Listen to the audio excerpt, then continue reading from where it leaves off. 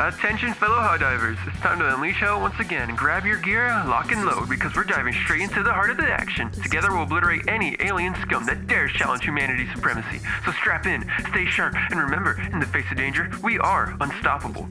Let's show the galaxy why we're the true champions of freedom, for democracy, for liberty, and most of all, for the people of Super Earth.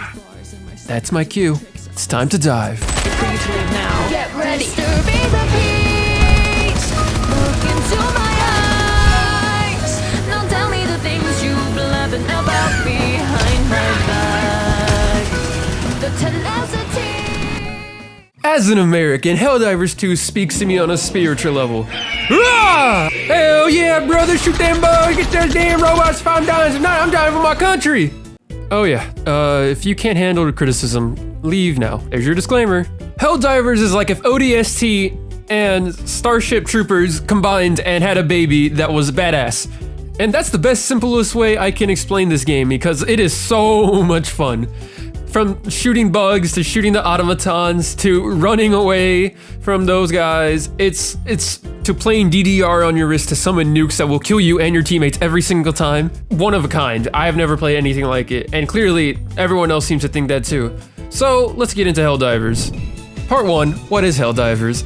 Helldivers is a third-person shooter with a first-person mode to shoot a couple weapons that goes down on a singular map where you either kill automatons or termids, which is bugs and robots, as human-like soldiers, as you are stronger than the average human, but you're not special. So think of it like you're an ODST and not a Spartan from the Halo series is the best way to describe it.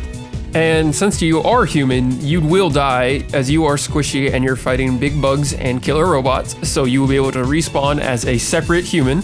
Main point I'm trying to get to is you are not invincible like many other games where you are going against insurmountable odds and just never die somehow. In this game, you will die if you're going against insurmountable odds, so don't get too attached to a life. Sometimes you will want to sacrifice them for the greater of the team, and you will complete missions and then extract and then go back to your super carrier where you select the next mission and whatever you want to use in your army or what stratagems you want to use. Rinse and repeat, take over planets, because this is a live service game where there's multiple planets and things are constantly happening. And there's a game master named Joel, which will either help you guys or won't. It depends on how he's feeling, I'm guessing. And yeah, that's kind of a base overview of what Helldivers is. So let's get into the progression.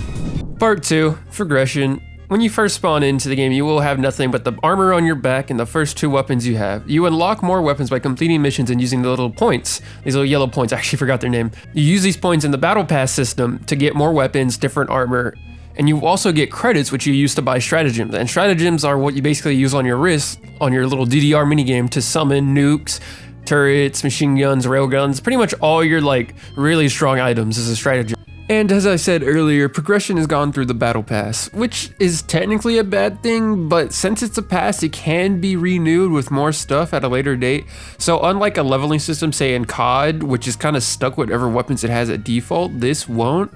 But it doesn't cost anything, and there is a premium pass, but there is premium currency in the free pass, so it's not a big deal. So it's like a weird mix. I'm kind of mixed on it. You guys tell me what you think. And for late game progression, I've talked to a couple randoms that were farther in the game than me, and they said it slows down quite a bit with because there's only so much you can get progression wise. As of right now, there's not a lot of weapons to get, so there's not like a super ton of variety, but there's a lot of variety, but not like a lot, like say a COD on first release. So keep that in mind. I recommend playing through this game at your own pace and not rushing through it because there's not a lot of content near the end game to keep you satisfied. So I recommend just playing this game maybe like 3 every day, maybe less than that, and you should progress at a fine rate till the next content drop.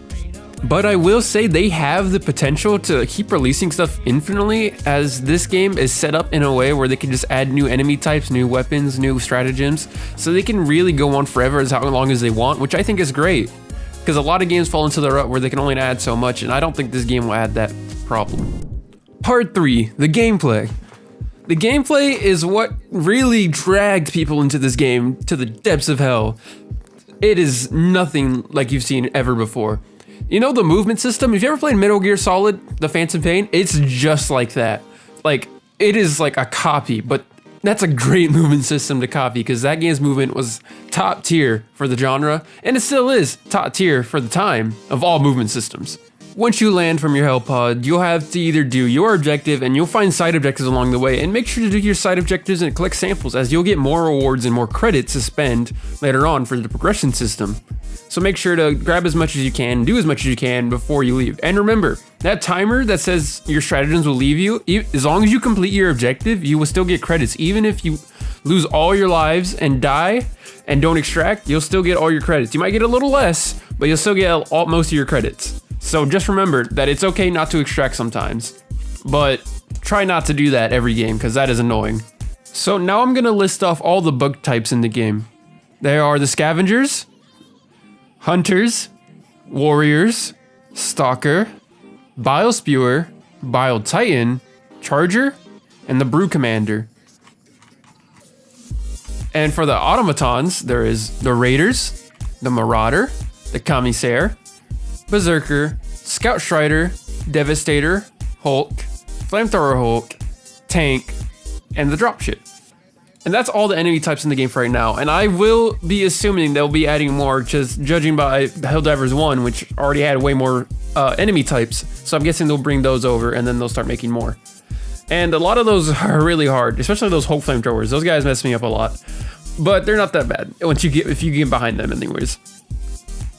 Also, remember, this is a horde shooter, which means you want to stay close to your friends and actually like communicate with each other because you have cooldowns on your stratagems, especially your most powerful ones.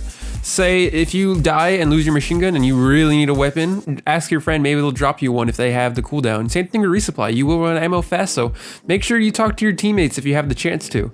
And if not, most of the time you will be okay because most people will drop resupplies a lot as soon as they get them. But if you're playing with people with mics, make sure to communicate. It's very important. Final thoughts.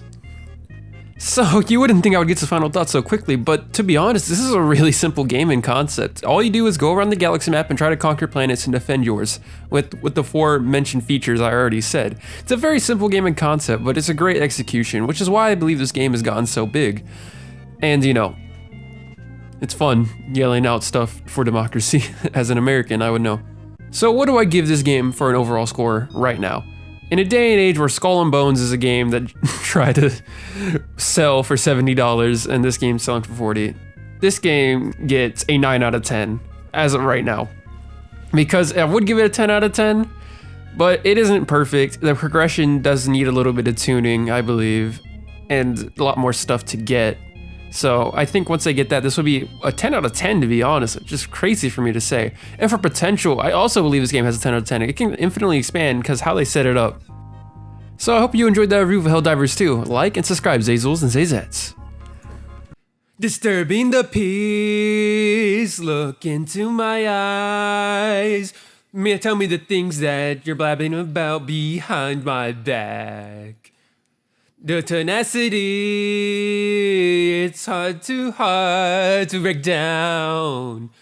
It's too late for apologies, it's going down